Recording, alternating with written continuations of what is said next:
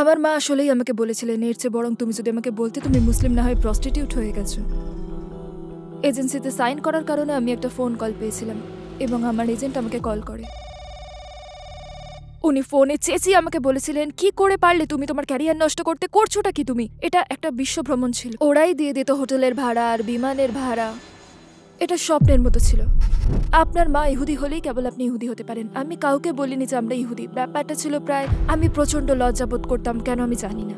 ইসলাম গ্রহণের আগেরকার stage life এবং উপস্থাপক হিসেবে আপনার কেরিয়ারের কথা বলুন। আমি মিউজিক ইন্ডাস্ট্রিতে ছিলাম এবং অল্প সময়ের মধ্যেই আমি অনেক সেলিব্রিটির কাছাকাছি গিয়েছিলাম। তাদের বেশিরভাগই ক্যামেরার সামনে হাসি মুখে থাকলেও মানসিকভাবে তাদের অবস্থা ছিল অত্যন্ত করুণ। তারা ছিল বিভ্রান্ত, কারণ ক্যামেরার সামনে তারা তাদের সত্যিকারের রূপ প্রকাশ করেন। হে আল্লাহ, ইসলাম যদি সত্যি হয়ে থাকে তুমি আমাকে পথ দেখাও। আর আমি নিজেকে বললাম আমি আর পারছি না, কালই আমি মারা যেতে পারি, আমাকে মুসলিম হতেই হবে।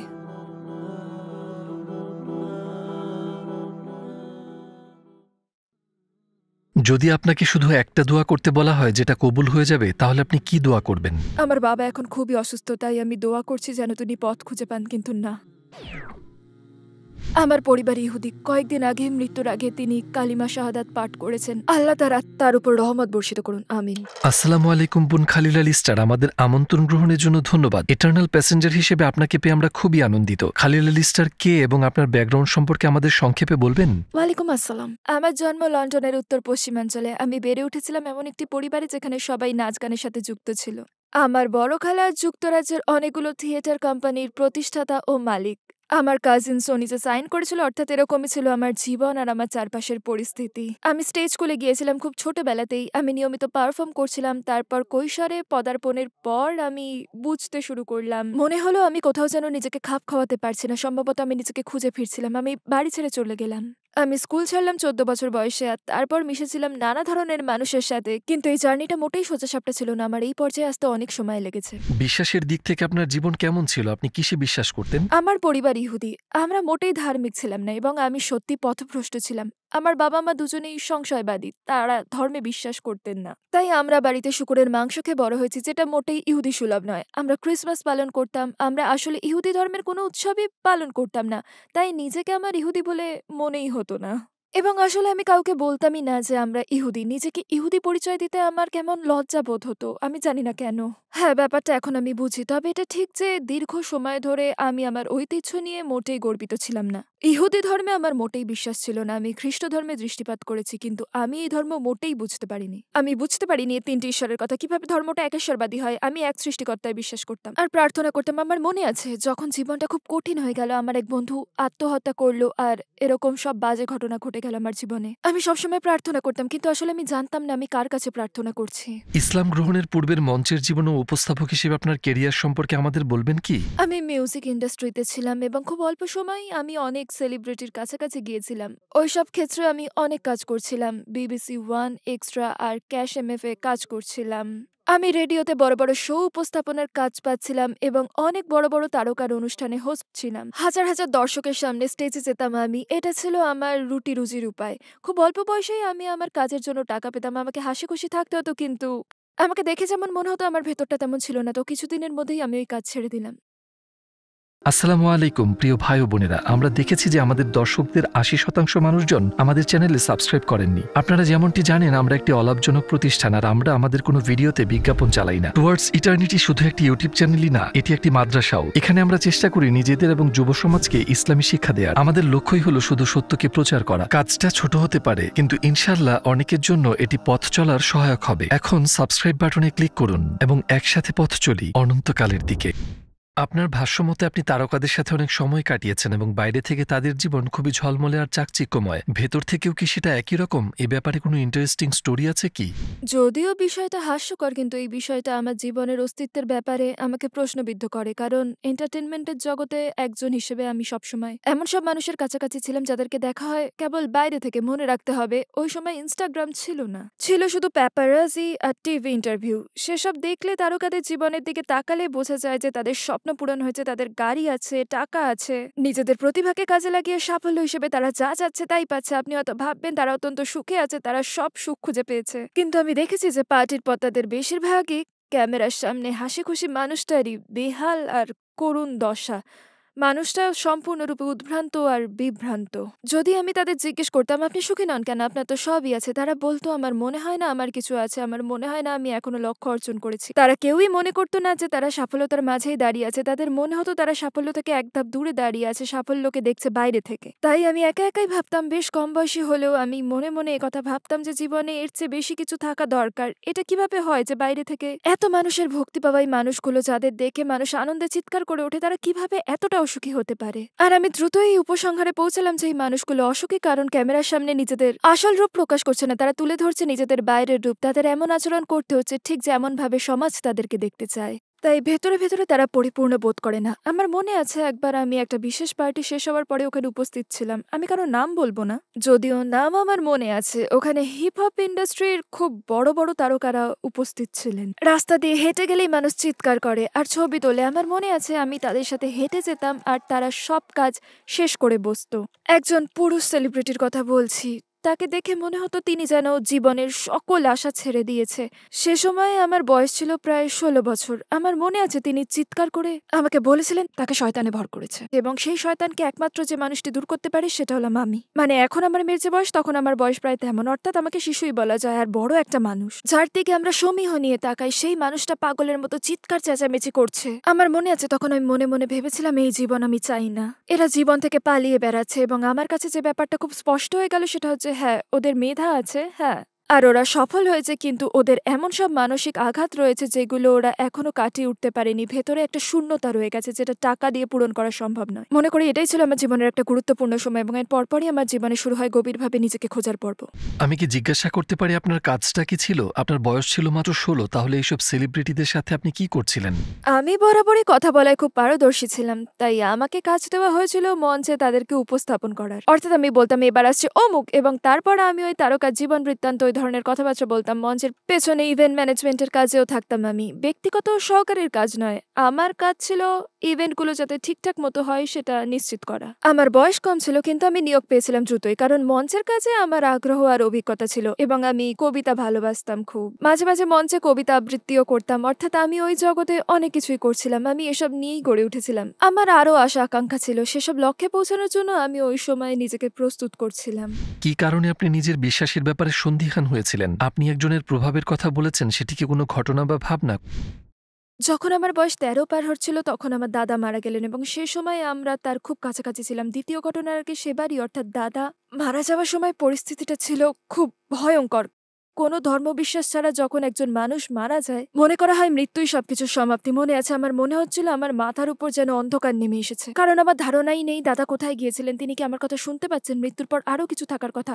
তিনি কি বেঁচে ছিলেন শুধুই মরে যাওয়ার জন্য? এবং সেবারই প্রথমবারের মতো মনে হয়, তখন আমি ১৩তে পা দিয়েছিলাম। আমি গভীরভাবে ভেবেছিলাম যে মৃত্যুর ওপারেও কিছু থাকতে পারে। এরপরই আমি বিদ্রোহী হয়ে উঠলাম, বাড়ি ছাড়লাম আর স্বপ্নের ক্যারিয়ারের পিছে ধাওয়া করে নানা জায়গায় ঘুরলাম। এই ব্যাপারটা নিয়ে চিন্তা করার পর আমার ভেতর কেঁপে উঠেছিল যখন আমি বড় বড় সেলিব্রিটিদের কাছাকাছি গিয়ে বুঝতে পারলাম যে খ্যাতি পাওয়া মানেই সুখী হওয়া নয়, কিছু একটা বাদ পড়ে যাচ্ছে। এবং আমি ধর্মবিশ্বাসের ব্যাপারটা গভীরভাবে খতিয়ে দেখা শুরু করলাম। আমার মন ধর্মবিশ্বাসের অনুগামী ছিল না, কিন্তু তবুও আমি অনেক ধর্ম খুঁটিয়ে খুঁটিয়ে দেখলাম। ইসলাম ধর্মকে আমি কখনোই বিবেচনায় নিইনি, কারণ এই ধর্মটাকে আমার অহেতুক মনে হতো। ইসলাম সম্পর্কে আপনার প্রথম জানা এবং পরিচয়টা কিভাবে? সে সময় দক্ষিণ পশ্চিম লন্ডনে আমার যে বান্ধবীর সাথে আমি ছিলাম দীর্ঘ সময় ধরে, আমাদের কর্মক্ষেত্রেও ছিল একই ধরনের, আমরা একসাথে কাজ করতাম। সে মুসলিম হয়েছিল এবং আমি আসলে জানি না সে কেন মুসলিম হয়েছিল, ঠিক কি কারণে সে ধর্মান্তরিত হয়েছিল আমার আসলেই জানা নেই। কিন্তু সে মুসলিম হয়েছিল এবং আমাকে সে বলেনি যে সে ইসলাম ধর্ম সম্পর্কে জানে। সে সরাসরি আমাকে বলেছিল আমি একজন মুসলিম। কথা শুনে আমি মর্মাহত হয়েছিলাম। আমি বিশ্বাস করতে পারিনি। আমি মনে মনে বলেছিলাম, তুমি তো তোমার জীবনটা নষ্ট করেছো। সত্যি বলতে গেলে তেমনটা আমি ভেবেছিলাম, কারণ আমরা দুজনেই ওই জগতে ছিলাম। আমি সত্যি ভেবেছিলাম যে সে তার জীবনটা নর্দমায় ছুড়ে ফেলেছে এবং তার ক্যারিয়ার শেষ। ভেবেছিলাম সে আর কিছুই করতে পারবে না। তারপর আমি লক্ষ্য করতে লাগলাম কতটা বদলে গেছে সে। কোন জিনিসটা আপনাকে ইসলামের পথে নিয়ে এসেছে? ঠিক কি কারণে আপনার মধ্যে এই বোধ এবং বিশ্বাস তৈরি হয়েছে যে এটাই হতে পারে আমার জন্য সঠিক ধর্ম? যখন আমি শুধু আত্ম অনুসন্ধান শুরু করি তখন প্রথমেই আমি জেনেছি ইহুদি ধর্ম সম্পর্কে, কারণ সেটাই ছিল আমার জন্য স্বাভাবিক। যেহেতু আমার পরিবার ইহুদি এবং আমিও তাই। এক সেকেন্ডের জন্য বুঝে উঠতে পারিনি কিভাবে এই ধর্ম বলে যে ইহুদি হয়ে না জন্মালে ইহুদি হওয়া যাবে না। যারা নিজেদেরকে সত্যিকারের ইহুদি বলে দাবি করে তারা আপনাকে বলবে যে আপনার মা ইহুদি হলে তবেই আপনি ইহুদি হতে পারবেন। অর্থাৎ এটা জন্মগত অধিকারের ব্যাপার, এবং তারা সত্যি সত্যি বিশ্বাস করে যে আর কেউ ইহুদি হতে পারবে না, আর কেউ এই ধর্মে প্রবেশ করতে পারবে না। আমি মনে মনে ভাবলাম, তাহলে পৃথিবী জুড়ে এত চমৎকার সব সংস্কৃতি, এত জাতি আর এত সুন্দর সব মানুষ সৃষ্টি হয়েছে শুধুই জাহান্নামের আগুনে পোড়ার জন্য? এই ব্যাপারটা আমি বুঝতেই পারলাম না, আর বুঝতে চাইলামও না। তাই আবার খ্রিস্ট ধর্মের দিকে মনোযোগ দিলাম। আমি বরাবরই আমার মনটা ছিল একেশ্বরবাদে। যদিও আমি জানতাম না সৃষ্টিকর্তা আসলে কি। আমি বুঝতাম না তিনজন সৃষ্টিকর্তার কথা বলা হলেও তারা আবার কিভাবে একজন হন। তিনি মারা গিয়েছিলেন কিন্তু তিনি জীবিত। আমার মাথায় এসব ঢুকতো না। অবশেষে আমার বান্ধবী যখন মুসলিম হলো আমাকে এসব বলতে লাগলো। সে মূলত যে ব্যাপারটা আমার মনকে নাড়া দিল সেটা হচ্ছে যে কেউ মুসলিম হতে পারে। মানুষটা কোথাকার, সে কত পাপ করেছে, এসব কোনো ব্যাপারই নয়। এবং আমি বুঝতে পারলাম এটা এমন একটা ধর্ম যেটা আপনি এক ঈশ্বরে বিশ্বাস করলে এবং সকল নবী রাসূলকে বিশ্বাস করলে আপনার প্রতি কোনো প্রকার বৈষম্য দেখাবে না। মানে প্রত্যেকেরই সুযোগ রয়েছে। আমার মন বলছিল এটাই হচ্ছে সত্য। এটা সত্য না হয় পারে না। ঈশ্বর কেন আমাদের সৃষ্টি করবেন জাহান্নামের আগুনে পোড়াবার জন্য? কোন জিনিসটার জন্য আপনি মুসলিম হতে চূড়ান্ত পদক্ষেপ নিয়েছিলেন? আমি নিয়মিতই প্রার্থনা করছিলাম। আমি আমার বান্ধবীর সাথে ফজরের নামাজের জন্য উঠতাম, কারণ আমি তার সাথে থাকতাম আর একজন মুসলিম হিসেবে সে ফজরের নামাজ পড়তো। সে আমাকে নামাজে ডাকতো, আমি তার পাশে বসতাম আর 2 হাত তুলে বলতাম, হে আল্লাহ, ইসলাম যদি সত্যি হয় তাহলে তুমি আমায় পথ দেখাও। আমি মিনতি করতাম আমাকে একটা নিদর্শন দেখানোর জন্য, কিছু একটা চাইতাম আমি। মানুষের পথ নিদর্শনের জন্য কি দরকার আল্লাহ তা জানেন। তারপরে আমি একটা স্বপ্ন দেখি আর সেই স্বপ্ন আমার অন্তরটা নাড়িয়ে দেয়। স্বপ্নে দেখলাম মুসলিম হওয়া অবৈধ, আর তা সত্ত্বেও আমি মুসলিম হয়েছি। আর আমাকে সহ আরো অনেক মানুষকে কারাগারে রাখা হয়েছে মুসলিম হওয়ার কারণে, যেহেতু মুসলিম হওয়া একটা গর্হিত অপরাধ। আমাদের আটকে রাখা হয়েছে কারাগারে, আর সেখানে বড় বড় বন্দুক হাতে দাঁড়িয়ে রয়েছে প্রহরীরা। আর সেটা খুবই ভয়ঙ্কর, অন্ধকার, গহীন একটা স্থান। জায়গাটা ইঁদুরে ভর্তি। ভাগ্য একটু ভালো হলে সেল থেকে একটু বেরোতে পারলে সামনের আঙিনায় গিয়ে পা ছড়িয়ে একটু আরাম করা যায়, অথবা একটু দৌড়াদৌড়ি করে ব্যায়াম করা যায়।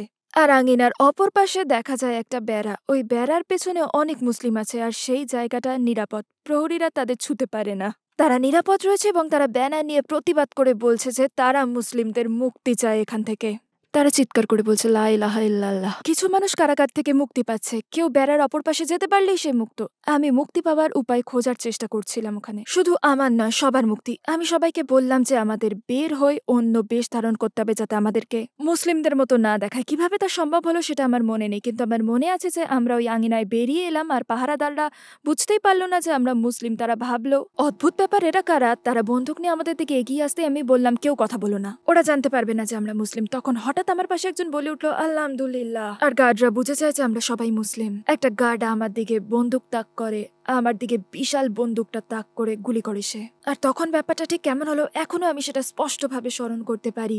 বুলেটটা আমার দিকে স্লো মোশনে ধেয়ে আসতে থাকে, আর তখন আমি উপলব্ধি করি আল্লাহ পারেন আমাকে রক্ষা করতে। কেন আমি একজন মানুষকে ভয় পাচ্ছি যখন আল্লাহর রয়েছে সবকিছু করার ক্ষমতা? তখন আমি ভয়কে ঠেলে সরিয়ে দিলাম, আল্লাহর উপর ভরসা রেখে বলতে শুরু করি আল্লাহু আকবার। আমার চারপাশে সবাই চিৎকার করতে থাকে আল্লাহ আকবার। আর তখন বুলেটটা আমার দিক থেকে ঘুরে গিয়ে গার্ডের দিকে ফিরে যেতে থাকে। তারপর যে ব্যাপারটা আমাকে ছুঁয়ে গেল সেটা হচ্ছে ওই মুহূর্তে একটা হালকা মৃদুমন্দ বাতাসের মতো শ্বাস আমাদের সবাইকে, মানে সকল মুসলিমকে উঠিয়ে বেড়ার অপর পাশে নিয়ে গেল। আমি জেগে উঠে যখন আমার বন্ধুকে এই স্বপ্নের কথা বললাম সে কাঁদতে লাগলো। আমি বললাম কি হয়েছে? তখন আমি কুরআন পাঠ করিনি, আমি কিছুই পড়েছিলাম না, আমি কোনো হাদিস জানতাম না, আমার প্রচুর জ্ঞান ছিল না। আমি শুধু জানতাম যে আমি ইসলামকে ভালোবাসি। সে আমাকে বলল শেষ জামানায় একটা মৃদুমন্দ বাতাসে সে সকল মুসলিমের আত্মাকে রক্ষা করবে, ত্রাণ করবে। আমার মনে হলো এটাই সত্য।